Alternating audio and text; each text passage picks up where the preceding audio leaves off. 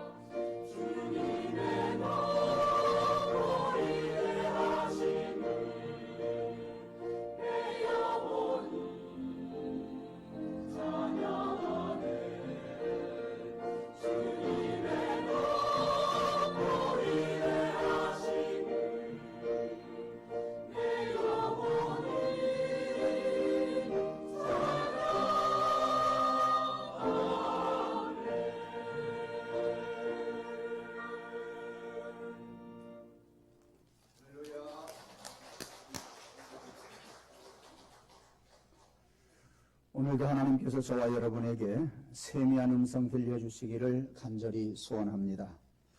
오늘은 2020년 상반기를 보내는 6월 마지막 주일이네요. 벌써 반절이 지났습니다. 그리고 다음 주일은 하반기가 시작이 되는 7월 첫 주일입니다. 저는 해마다 이맘때면 상반기를 좀 아쉽게 보냈구나 하는 그런 후회가, 아쉬움이 항상 가득하면서 우리 성도들에게도 꼭 하반기를 맞이하기 전에 이 사실을 터치를 합니다. 여러분, 아쉬움이 있을 것입니다. 개인적으로 보아도 상반기가 아쉬움이 있고, 가정적으로 보아도 그렇고, 사업을 보아도 그렇고, 직장 생활을 보아도 그렇습니다. 신앙생활도 그렇고, 그리고 자녀들의 삶도 그렇습니다. 생각해보면 생각해볼수록 아쉬움들이 많이 나는 줄 압니다. 그런다고 할지라도 우리는 이제 하반기를 또 맞이해야 합니다. 무슨 말씀이냐면 상반기에 많은 아쉬움이 있다고 할지라도 하반기를 잘 보내면 그 사람은 성공한 사람입니다. 하반기를 잘 보낼 수 있는 그런 은혜를 하나님이 주시기를 간절히 원합니다. 우리 모두는 금년 새해를 맞이하면서 큰 각오를 가졌습니다. 새로운 다짐도 했습니다. 그래서 여러분들이 송구 영신 예배를 드리면서 신년 감사 헌금 봉투에 새해에 바라는 기도 제목을 하나님께 올렸지요. 여러분에게 그 헌금 봉투를 나누어 드렸습니다.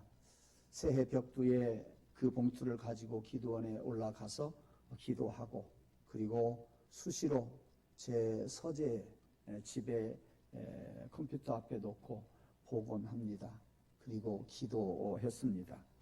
여러분이 그 기도 제목을 한번 보시면 얼마나 이루어졌는지, 아니면 아직 안 이루어진 것들이 얼마나 있는지 한번 판단해 보시기를 바랍니다. 이루어진 것은 감사하고, 안 이루어진 것은 하반기에 하나님이 이루어 주시기를 간절히 원합니다. 그래서 저는 이 시간에 함께 기도하기를 원합니다. 여러분, 신년 감사헌금 봉투를 한번 꺼내 들고 성경책 위에 딱 놓고, 그리고 한번 제가 기도하겠습니다. 하반기에 하나님께서 우리의 기도를 들어주시되 하나님의 선하신 뜻대로 응답해 주시옵소서 하고 기도하겠습니다. 다 같이 기도합니다. 하나님, 우리는 새해를 맞이하면서 하나님 앞에 새해에 간절히 바랬던 기도 제목을 아울러 감사헌금을 하나님 앞에 드렸습니다. 이제 금년 반절을 보내면서 이 시간 또 하나님 앞에 간구하옵기는 응답해 주신 것을 감사합니다. 아직 이루어지지 아니한 것들 하나님의 선하신 뜻대로 하반기에는 이루어 가시옵소서. 그래서 우리가 금년 한 해 하반기 잘 보내는 성공자가 되게 해 주시옵소서. 나도 성공하고, 자녀들도 성공하고, 가정도 성공하고, 일터도 성공하고, 특히 사업하는 우리 사랑하는 성도들도 성공하고, 교회도 성공하고, 신앙생활도 성공하게 하여 주시옵소서. 예수님 이름으로 감사하며 기도드리옵나이다. 아멘. 여러분이 새해를 맞이하면서부터는 여러분의 그냥 각오와 하나님의 도움만을 청했을 것입니다. 그러나 이제 2020 예배와 신앙회복 운동에 동참하면서 여러분의 문제가 해결되기를 소원합니다. 꼭 우리가 문제를 안고 직시하면서 그것을 바라보고 가는 것보다는 돌아서 갈 줄 알아야 합니다. 하나님이 도와주실 것을 여러분이 알고 여러분의 예배와 여러분의 신앙이 회복될 때에 여러분의 기대 이상의 열매가 하반기에 맺어질 줄로 믿습니다. 그래서 이런 예배와 신앙 회복 운동으로 인해서 새로운 신앙이 여러분 안에서 싹이 트고 열매가 맺어지기를 원하며 새로운 삶을 살아가는 그러한 좋은 기회, 금년 한 해 코로나로 인해서 우리가 매우 힘들었지만 그것이 코로나로 인해서 우리가 전화위복이 되는 그러한 은혜가 있기를 간절히 원합니다. 우리는 설날에도 소망을 가지고 덕담을 나누면서 너나 할 것 없이 열심히 살아보자고 건강하게 살자고 그랬습니다. 그런데 그 다짐을 펼쳐보지도 못한 채 2월 중순부터는 코로나19 바이러스가 확산이 되고 이 지구상의 창궐이 되기 시작하더니 예배를 방해했습니다. 오후 예배를 쉬게 되었고, 그리고 3월부터는 우리가 온라인 예배를 드리게 되었으며 3월 3일부터 대신방을 시작하려고 했던 것도 하지 못했고, 사순절 행사도 사순절 특별 새벽 기도에도 할 수가 없었습니다. 아직까지도 그러한 예배와 그러한 신앙이 아직 회복이 안 된 부분들이 많이 있고 많은 성도들이 회복이 아직 되지 않았습니다. 이제 우리는 많은 것들을 접어야 했었습니다. 그리고 그 옛날을 못내 아쉬워하는 그런 우리들의 모습을 많이 발견해 볼 수가 있지요. 그러나 다시 한번 말씀을 드립니다. 우리의 다짐을 펼쳐보지도 못한 채 우리가 많은 것들을 접어야 했지만 이것이 하나님을 보는 기회가 되고 하나님의 마음을 아는 기회가 되어서 그것이 우리의 신앙을 다시 한번 다지고 우리의 신앙을 점검하는 가운데에 우리의 신앙이 성숙함으로 말미암아 하나님이 보시는 나의 삶의 자리가 좋은 자리매김하기를 주님의 이름으로 축원합니다.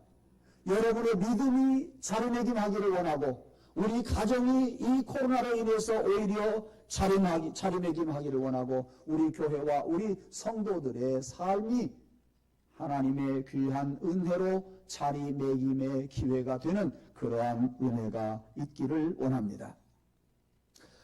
또 나의 건강을 위해서 남의 건강도 지켜주어야 할 지혜를 깨닫게 되었습니다.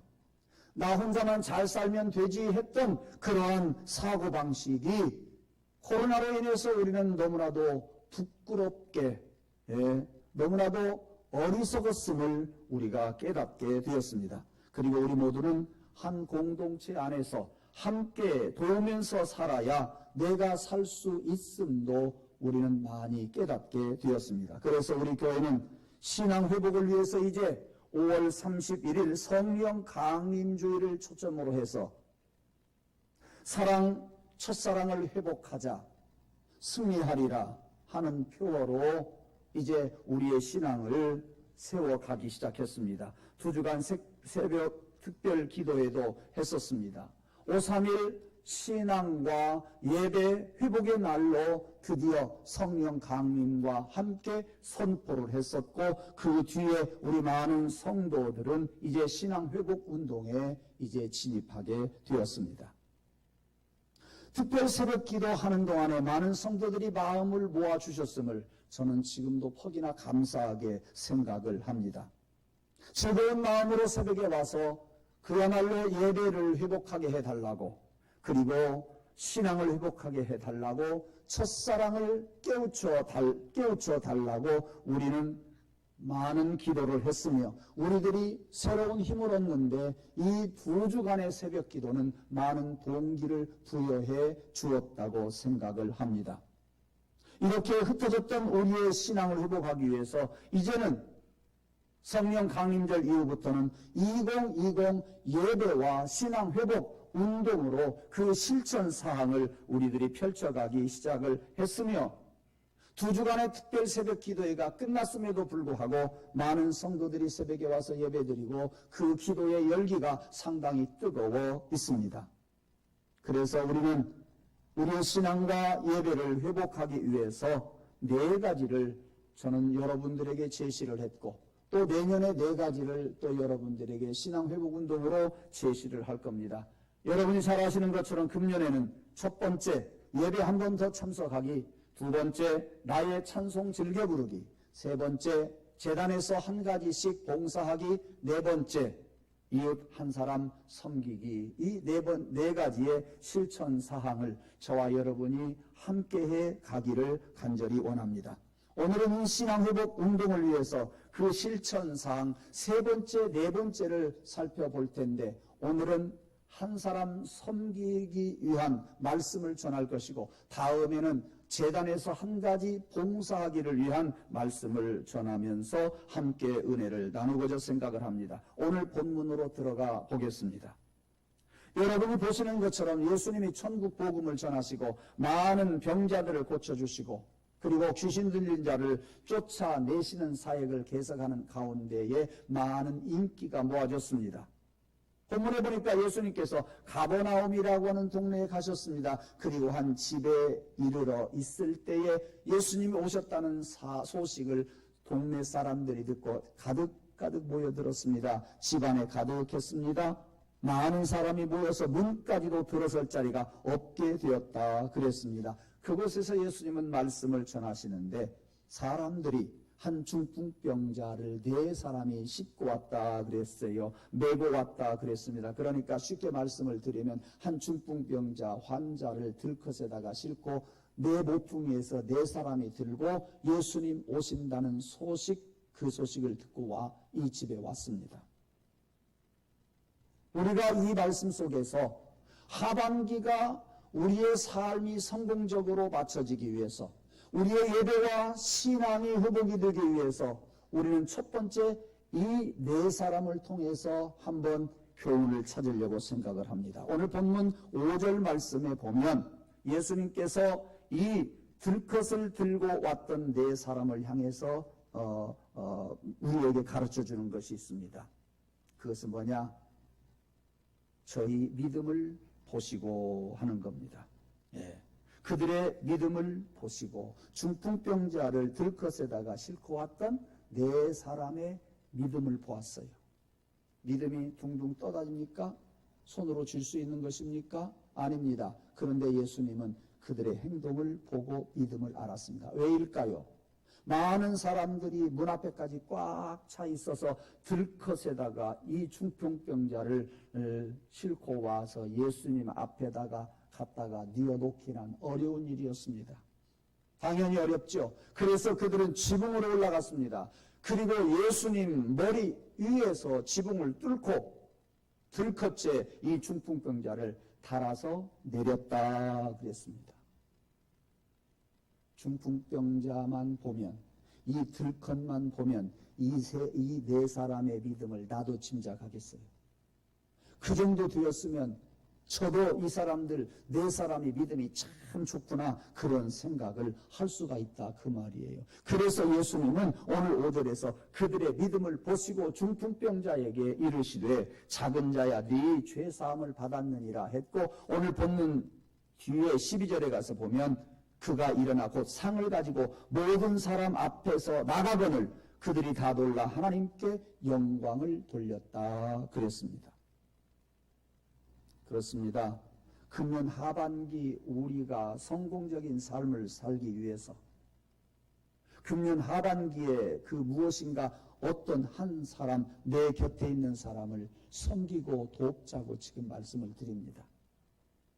내가 요구했던, 내가 바랬던 어떤 것을 손에 쥐고서 내가 하반기 성공했다, 그렇게 생각하지 말고 어려운 사람을 바라보면서 섬기는 것으로 여러분들이 하반기 성공했다, 여러분 거기에 기대를 거시기를 원합니다.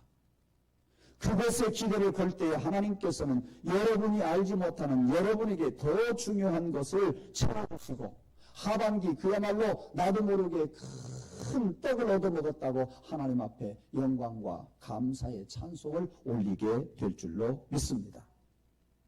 즉 하반기가 우리가 성공적인 삶을 살고 이웃을 섬기기 위해서 선행되어야 할 것이 있다, 그 말씀이에요. 예수님께서 이 4사람의 믿음을 보신 것처럼 여러분의 믿음이 이 4사람과 같이 철저한 믿음이 먼저 있기를 원합니다. 또 하나의 믿음이 여러분에게 있기를 원합니다. 더 큰 믿음이 있기를 원합니다. 그야말로 세상 사람들이 보아도 알 수 있는 빛이 나는 믿음이 저와 여러분에게 있어서 여러분이 하반기에 성공적인 삶을 살기를 원합니다. 다시 말하지만 어떻게요? 여러분이 요구하는 것을 얻었다고 성공했다고 생각하지 말고 여러분 주위에 있는 어려운 사람을 섬김으로 성공했다고 평가할 수 있는 우리 성도들이 되기를 간절히 원합니다. 예수님께서는 그들의 믿음을 보시고 어떻게 평가하신 줄 아세요? 제가 봐도 알겠어요. 이 네 사람은요, 예수님이 하나님의 아들임을 믿었던 것 같아요. 적당히 믿은 것이 아니라 철저하게 믿었던 것 같아요. 예. 어떤 병에 걸렸다고 할지라도 저 예수 선생님에게만 가면, 하나님이 보내신 저 예수 선생님에게만 가면 나을 수 있을 것이라고 하는 똑같은 생각을 그들이 똑같이 맘먹고 똑같이 될 것을 다 싣고 왔습니다. 여러분들도 예수님을 바라보면서 하나님의 아들이심을 믿기를 원합니다. 여러분들도 예수님에게 가면 우리의 문제를 해결해 주실 것을 믿으시기를 원합니다. 여러분에게 이 새 믿음이 생겨나기를 주님의 이름으로 축원합니다. 이 예수님은 어떤 병에 걸렸든지 고칠 수 있는 능력이 있는 분이라고 여러분이 믿고, 그리고 그 믿음을 키워가십시오. 어떤 사람을 돕기 위해서 여러분의 그 믿음을 키워가시고 그를 도울 때에 그를 직접적으로 도울 수 있고 그를 간접적으로 도울 수 있겠지만, 놀라운 것은 돕고자 하는 눈이 보이고 돕고자 하는 마음이 있을 때에 그 믿음은 여러분의 삶을 풍부하게 만들어 줄 줄로 믿습니다. 그렇습니다. 다시 한번 말씀드립니다. 이웃을 섬기기 위한 나의 노력은 그에게 더 큰 일이 이루어지는 것이 아니라 돕고자 하는 그 나의 마음이 나에게서 더 큰 일들이 일어날 줄로 믿습니다. 이것을 여러분들이 기대하십시오. 기대하는 만큼 하나님은 여러분들에게 그것을 열매를 맺게 해 주실 것입니다. 여러분들이 많은 열매를 맺고자 할 때에 이웃을 섬기고자 하는 마음이 있기를 원하고, 이웃을 섬기기 위해서 먼저 선행되어야 할 것, 여러분의 믿음이 철두철미한 믿음이기를 원합니다. 여러분의 믿음이 큰 믿음이기를 원합니다. 그리고 단순한 믿음이기를 원합니다. 여러분이 예수님을 믿고 병든자 고침을 받는 것을 믿을 때에 이렇게 저렇게 따져보고 예수를 믿으려고 하지 마시고요. 믿음이라고 하는 것은 따져서 되어지는 게 아니에요. 믿음이라고 하는 것은 논리적으로 되는 거 아니에요. 어느 날 그 말씀이 믿어지는 날이 있고 어느 날 예수님이 그 믿어지는 날이 오게 될 것입니다. 저는 그래서 늘 입술로 여러분들에게 고백했던 말, 여러 가지 인간적인 방법을 동원해서 문제를 해결하려고 했는데 결국은 인간적인, 논리적인, 과학적인 방법이 성경을 앞서지 못하더라. 성경은 초과학적인 하나님의 말씀이요, 초의학적인 하나님의 말씀이요, 나의 마음이 이 속에 다 담겨져 있는 하나님의 말씀인 것을 깨달았을 때에 저는요, 세상의 여러 가지 문제를 안고 있다가도, 고민을 하다가도 하나님의 말씀이 제게 들려지거든 저는 그 세상 것들을 그 자리에서 내려놓을 수 있다 그랬습니다. 그것을 내려놓는 저의 기쁨이 얼마나 가볍고 그 기쁨이 큰지 몰라요. 왜? 하나님의 말씀이 있으니까. 믿음은 단순한 거예요. 그 믿음은 철저한 믿음이어야 됩니다. 여러분들 먼저 이 네 사람처럼 하나님의 아들로 예수님을 고백하고 이 네 사람처럼 예수님에게 데리고 가면 문제가 해결된다고 하는 믿음이 여러분에게 있기를 원합니다. 다시 바꿔 말씀드립니다. 속된 말로 믿져봐야 본전이다. 어디 예수라는 분에게 한번 싣고 가보자, 이런 정도의 믿음이 아니라 그 말이에요. 왜 그걸 알 수 있어요? 만약에 그 정도의 믿음이었다고 한다면 이 네 사람들은요, 그 집에 사람들이 문 앞에까지 꽉 차 있는 모습을 보고 돌아갔을 거예요. 그런데 어떻게 했어요? 돌아서 지붕으로 올라갔어요. 그리고 지붕을 뚫었어요. 구멍을 내고 들것을 예수님 앞으로 딱 달아내렸어요. 그 정도의 믿음이면은요, 틀림없이 이 사람들의 믿음이 컸을 것이다. 그 말씀입니다. 여러분, 믿음의 내용은 단순하기도 하고요. 여러분의 믿음의 내용이 흔들리지 않기를 원합니다. 예수님만 보고 가는 저와 여러분이 되기를 간절히 원합니다. 예.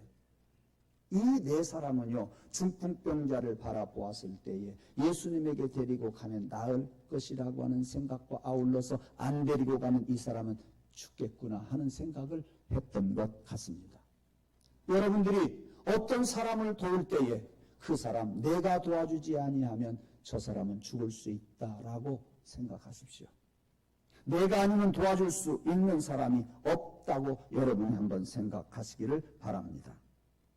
예수님은 어제나 오늘이나 똑같이 변함없는 예수님이십니다. 그래서 오늘 여러분에게 또 드리고 싶은 말씀은 예수님은 21세기에도 육신적인 질병을 지금도 여기저기에서 고치시는 예수님, 여러 가지 어려운 문제를 놓고 고생하는 사람들을 도와주시는 하나님, 심령의 병을 가지고 안타까워하는 사람들, 절망 속에 헤매이는 사람들, 그 사람들을 지금도 우리 예수님은 도와주신다는 사실입니다.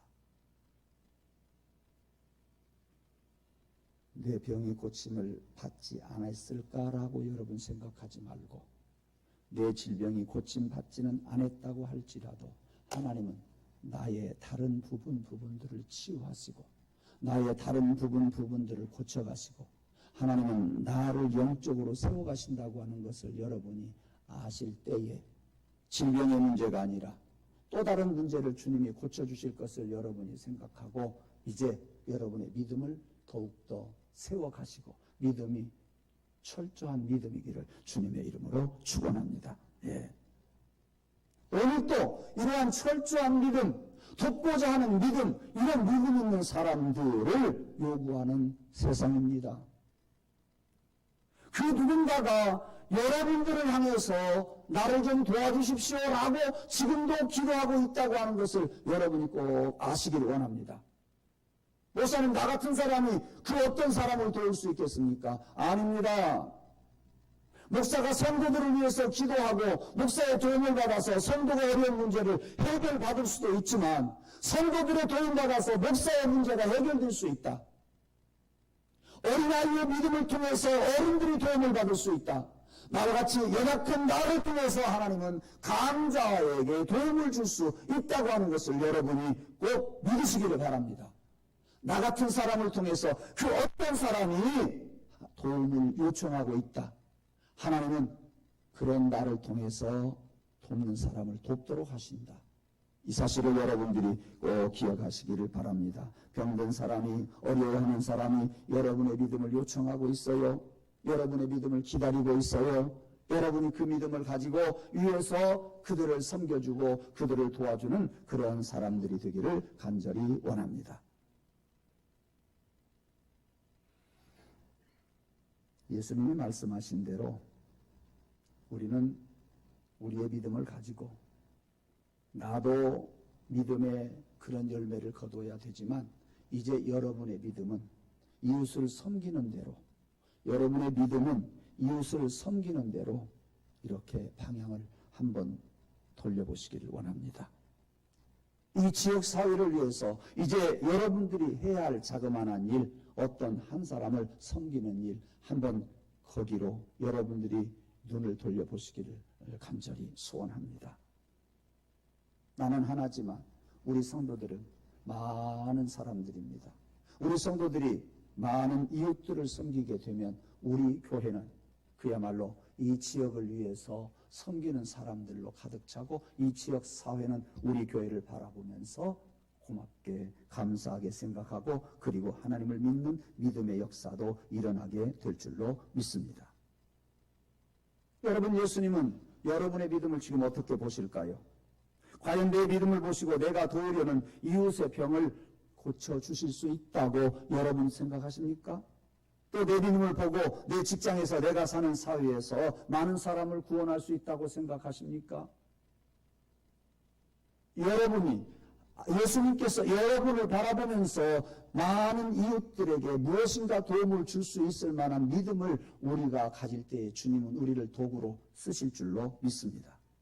성도들을 섬기기 위해서 이런 믿음 찾아서 여러분들이 소유하시고 이웃을 섬기기 위해서 이런 믿음을 여러분들이 갈구하시기를 간절히 원합니다. 다시 말씀드립니다. 이웃을 섬기기 위한 우리 예배와 신앙 회복 실천 사항, 이것은 먼저 선행되어야 할 것이 있는데 우리의 철저한 믿음이다. 우리의 단순한 믿음이다. 이 믿음은 이웃을 섬길 만한 믿음이 되게 될 것입니다. 그 다음에 두 번째, 어려운 사람을 바라보거든 여러분들의 눈에 불쌍히 여기는 마음이 있기를 원합니다.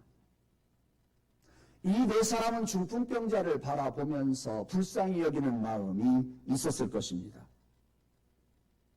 이렇게 불쌍히 여기는 마음, 이것을 동정이라고 합니다.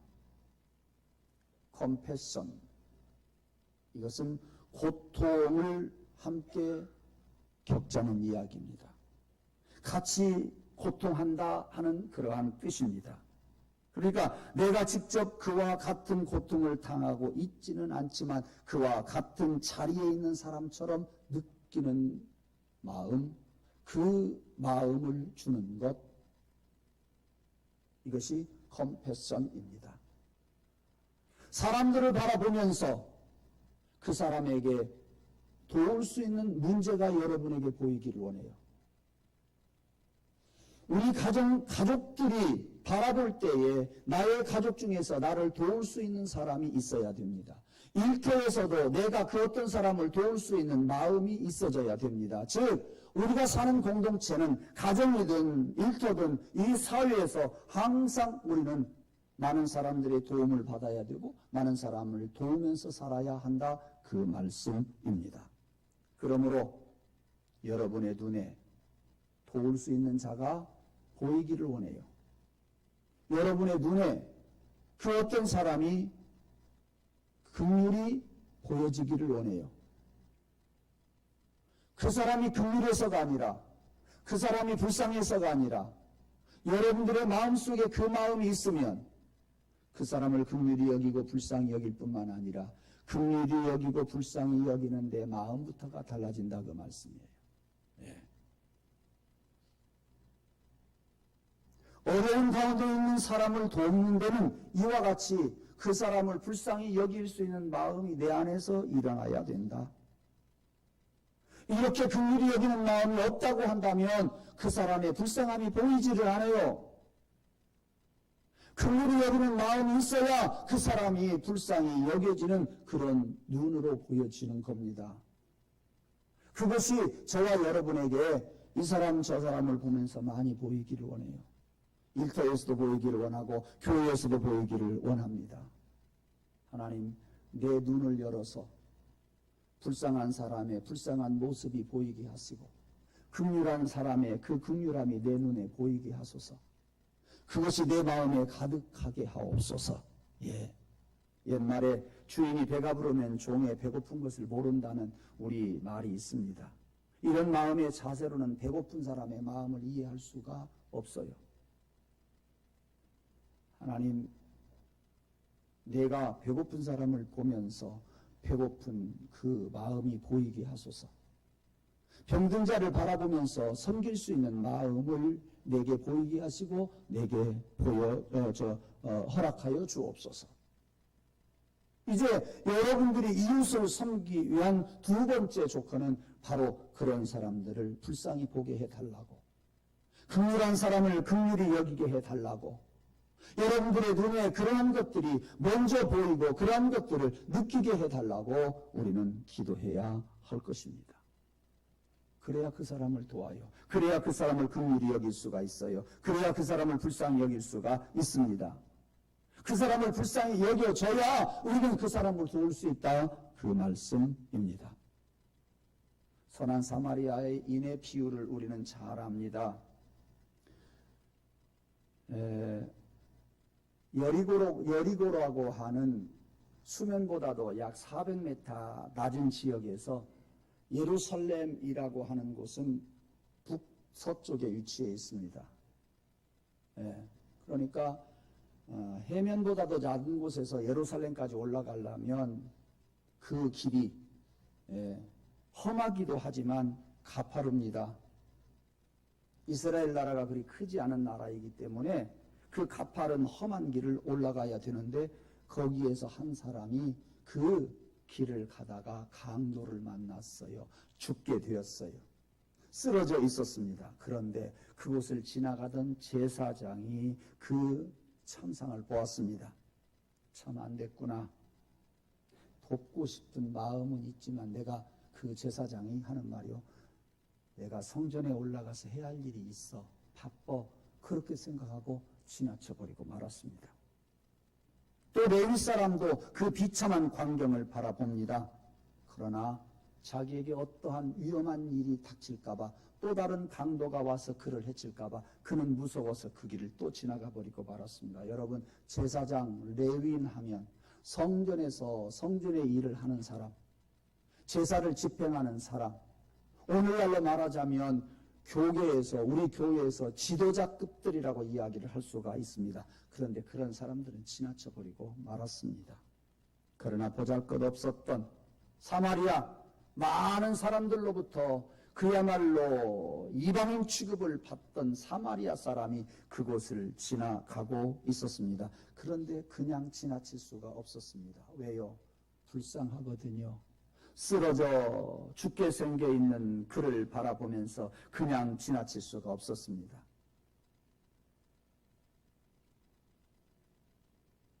여러분이 쓰러져 있을 때 그 누가 와서 여러분을 도울 사람이 있을까요? 한번 생각해 보시기 바랍니다. 그 어떤 사람이 여러분을 도와주지 않는다고 한다면 여러분들은 어쩌면 죽을지도 몰라요. 한번 생각해 보시기를 바랍니다. 네.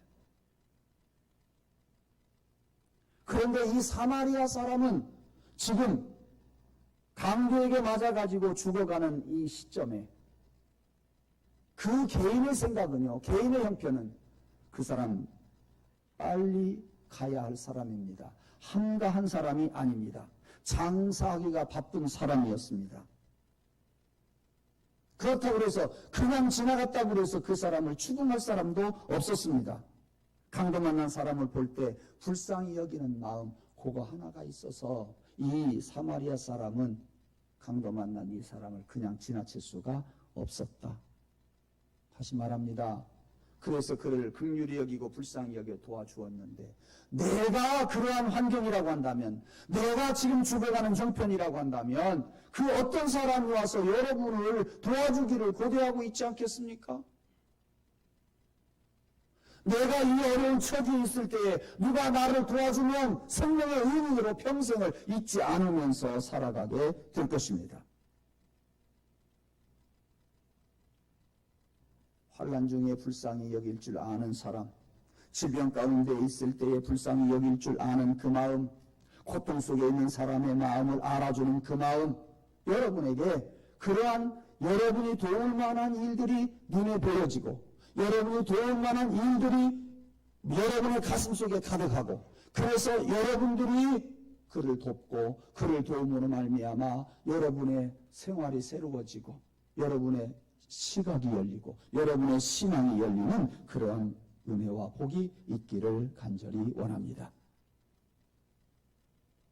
그러한 여러분들을 어떤 사람이 요구하고 있고 기다리고 있으며, 또한 여러분들도 이런 위기를 만났을 때에 어떤 사람이 여러분을 도와주는 그런 은혜와 복이 있기를 원합니다. 그러므로 사랑하는 성도 여러분, 오늘 본문의 말씀 속에서 큰 메시지는 없습니다. 많은 메시지는 없습니다.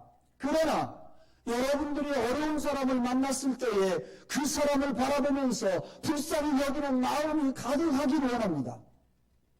그 사람을 바라보면서 긍휼히 여기는 마음이 여러분 안에 가득하기를 주님의 이름으로 축원합니다.